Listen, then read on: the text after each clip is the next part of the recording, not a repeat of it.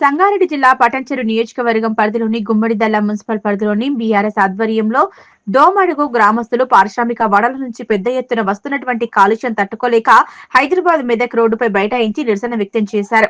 ఊపిరి పీల్చుకోవడానికి ఇబ్బంది పడుతున్నామని, అలాగే కంపెనీల నుంచి వచ్చే కెమికల్ నీళ్లు పశువులు తాగి అనారోగ్యానికి గురై చనిపోవడం జరుగుతుందని గ్రామస్తులు ఆందోళన వ్యక్తం చేశారు.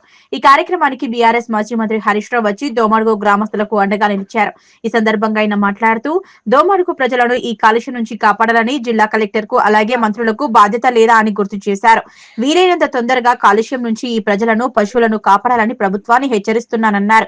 ఈ కార్యక్రమంలో బీఆర్ఎస్ నియోజకవర్గ ఇన్ఛార్జ్ ఆదర్శ్ రెడ్డి, గుమ్మడిదల బీఆర్ఎస్ గ్రామస్తులు, రైతులు పాల్గొన్నారు.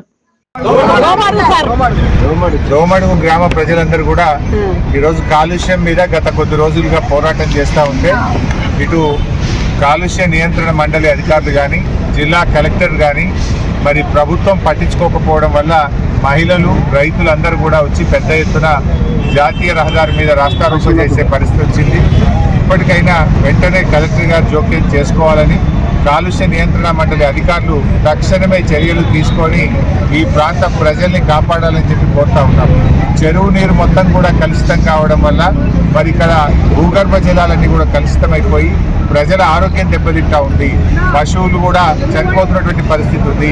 మరి క్యాన్సర్ లాంటి అతి ప్రమాదకరమైనటువంటి వ్యాధులతోని ఇలా ప్రజలు చాలా బాధపడుతూ ఉన్నారు. మరి గత కొన్ని సంవత్సరాలుగా మరి అధికారులకు ఎన్నిసార్లు విన్నవించినా, గత కొన్ని నెలలుగా చెప్పినా కూడా ప్రభుత్వం స్పందించడం లేదు.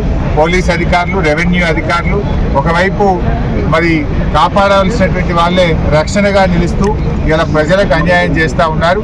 నేను కొండా సురేఖ మంత్రి గారిని కూడా కోరుతా ఉన్నా, తక్షణమే మీరే స్వయంగా ఈ చెరువును విజిట్ చేయాలని, మరి యాజమాన్యం మీద అదేవిధంగా అధికారుల మీద చర్యలు తీసుకోవాలని చెప్పి, ప్రజల్ని కాపాడాలని చెప్పి నేను ప్రభుత్వాన్ని డిమాండ్ చేస్తున్నాను.